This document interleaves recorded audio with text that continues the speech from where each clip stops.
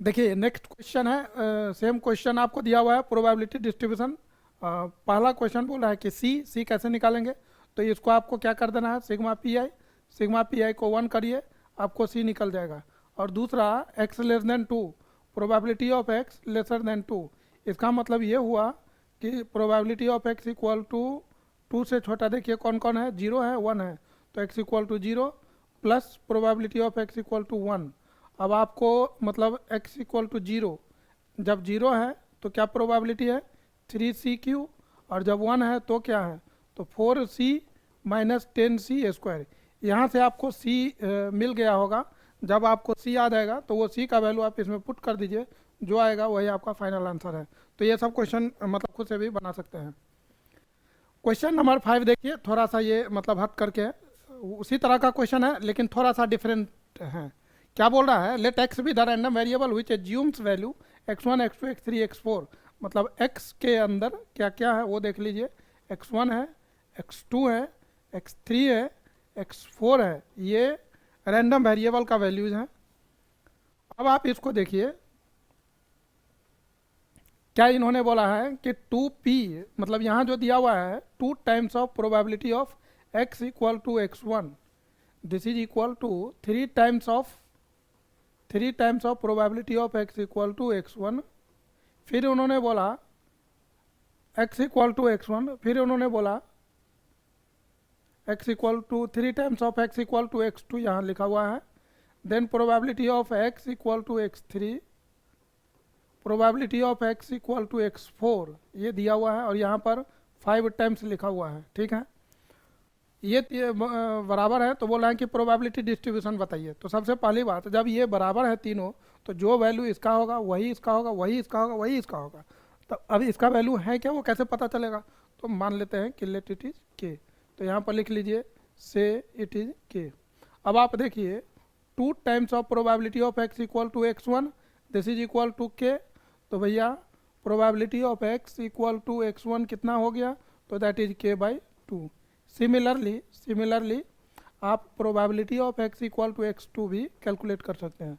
और x equal to x2 देखिए क्या होने वाला है, ये होगा, ये जब लेके चलेंगे तो ये 3 आ जाएगा, k/3। Probability of x equal to x3 यदि हम कैलकुलेट करेंगे तो ये आपको मिलने वाला है, यहाँ 5 है, ये k के बराबर ही होगा। Probability of x equal to x4 यदि आप निकालने जाएंगे तो ये आपको आने वाला है k/5। ये हो गया।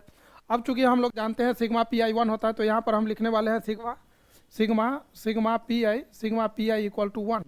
सिग्मा पी आई सारे प्रोबेबिलिटी को आप ऐड करिए, तो ये होने वाला है k/2 k plus k/2 plus k/3 plus k/5, इसको ऐड किया। यहाँ से आपको k/2, सॉरी ये नहीं है, x equal to x1 x2 x3 x4, इसको ऐड करेंगे तो 1 आएगा।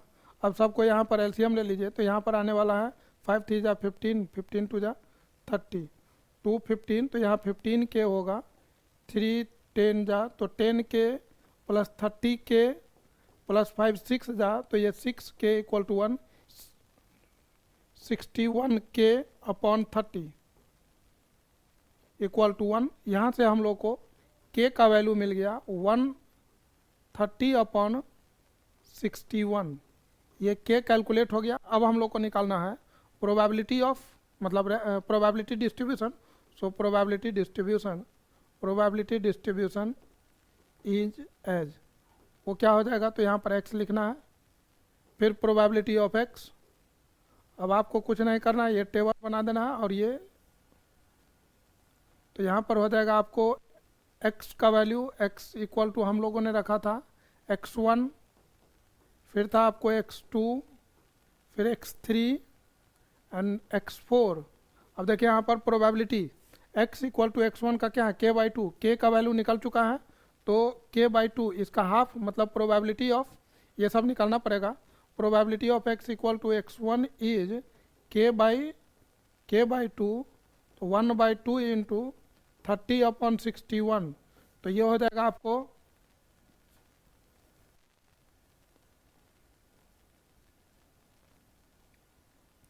2 2 1 जा 2, 2 6 जा 12, तो ये हो जाएगा 30 अपॉन, इसको चाहे तो आप कैंसिल भी कर सकते हैं, 2 15, तो 15/61।